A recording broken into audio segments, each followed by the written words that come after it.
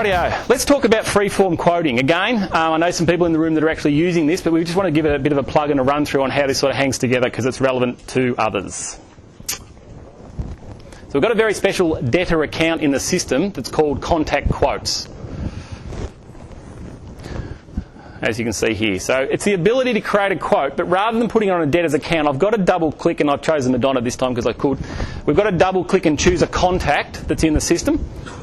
Everything you're about to see here is fairly clean and boring. What I'm doing is I'm using the grid system to key in the material and the labour for an extension that needs to take place on their house that we've been asked to quote on. So it's very, very quick and simple, not much work to be done here. But they've also said to me, oh, look, while you're there, perhaps you give us an option on this actual job. You might do the bungalow out the back as well. The walls in there are pretty sad, so you might actually go out and look after that as well. So for the sake of that, I've come back into the grid a second time and I've created another bunch of lines that relates to the bungalow works. I've pressed my quote button. I choose the template. So domestic quote, could be commercial. You can have as many quote templates as you wish.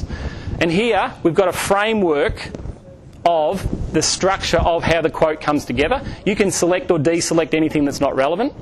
At this point, I'm going fairly quickly, I've just pressed the letter A here, it's actually quite quick, to say all of these lines relate to the additional options on the quote. This stuff relates to the primary quote, the extension versus the bungalow. 2/3 of the way through the process, a bit like the last screen, it's all HTML, so I can click on any line of my framework where I've got my cover letter.